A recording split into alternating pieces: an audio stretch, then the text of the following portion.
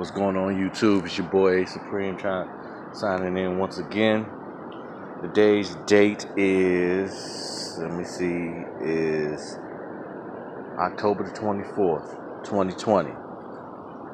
And I just want to talk to everyone about staying on your square, not letting anything move you, push you, or, just get you out of your state of mind or your state of peace that you may be into. And the reason why I wanted to post this is because, recently I got a phone call from somebody asking me some questions. Yeah, it was like a phone operator or something like that. And that individual did get quite disrespectful with me on the phone. And although he was disrespectful, I made the mistake of letting him take me off my square, and allowed them to put me in a state of being irrational.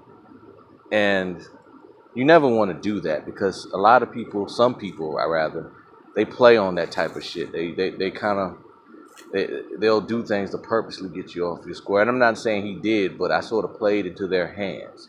And that's not me. That's usually not who I am. I'm usually very calm. But I allowed it to happen, and that's the reason for this video. You never want, you kind of want to always stay calm to the best of your abilities, because when you're calm, that's when you work the best. Like I'm looking at this river right now, and I notice when the river is calm, it flows smoothly. You know what I'm saying? Even if has been a lot of rain and it flows sort of fast or quick, it's always smooth. Now, with a hurricane, hurricanes aren't as smooth, of course, because that's why they're considered natural catastrophes. When they, blow, when the wind starts blowing, and it becomes destructive because it's not smooth, it's not calm. And anything that's not calm typically is destructive, like volcanoes, tornadoes, any type of natural catastrophe within nature. When it's calm, it operates smoothly. Everything goes perfectly. And that's how you kind of want to be with your mindset. You want your mindset to be smooth. You want to be a smooth operator. You know what I'm saying? Like, because when you're calm, you can think. And you can usually think past the person who's angry or being irrational. Or you can sort of think above the individual who's trying to get you off your square. And that doesn't just apply with confrontations. It also applies to any aspect of life. You always want to do your best to stay calm. If you're having a bad day or you're frustrated with something, getting upset typically is not going to help you because it rattles your thoughts. That's what anger does. Now, I'm not saying anger is not necessary, but I think the motive here is to control your anger, harness it, channel it in a way that, it could be beneficial to you, where you can get shit done. Use anger sort of like a motivator, you know what I'm saying? Turn it into passion. Use it as fuel, as energy to, accomplish your goals, but without, holding on to the memories. And then again, sometimes holding on to the memories, that might also be a positive thing to do, because again, that could be used as fuel. I've been listening to a lot of the Star Wars audio books, about the dark side and the Sith. And the difference between the Sith and the Jedi a lot of times is the Sith, they use their emotions. That's where their power comes from. And a lot of times they tend to be a lot more powerful than their, Jedi adversaries, because emotion is a very powerful tool to use when, trying to get through life.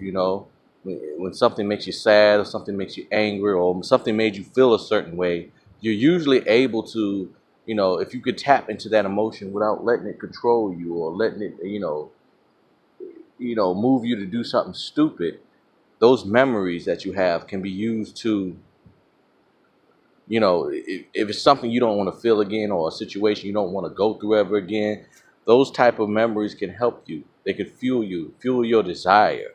I don't care how petty the desire may seem to other people. It might be, that desire might be petty to others, but for you, you can use that as fuel to again, get shit done.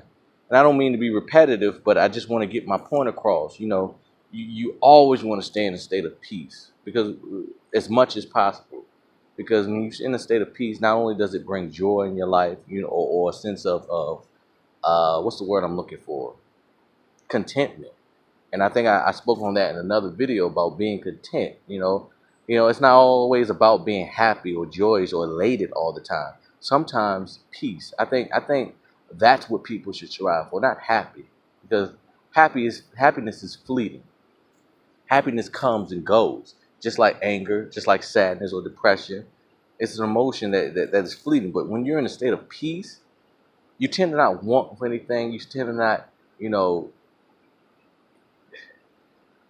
you don't you don't tend to be in this rat race to try to look a certain way or be a certain way or act a certain way. You're at peace. You're content. You're okay with the way life is going, or what you may be doing at the time. Kind of like I am right now. I'm at peace right now. I'm always at peace when I'm within nature. And that's pretty much all I wanted to say. This is just a quick video. I just had to get this thought off my mind. I haven't been on YouTube in a while, and I'm just out here enjoying this beautiful sight by the river, and admiring this flowing river, and how at peace it is, and how it just seems to flow perfectly.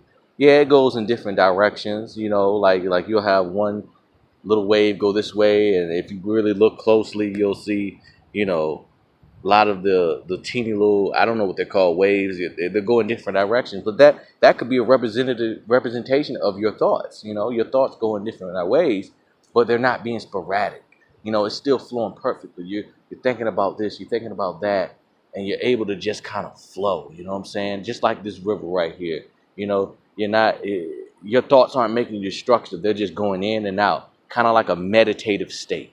And that's why meditation is so important. And there's different form of meditations, and all that is another conversation for another time. But I just look at this river and just, I'm at peace.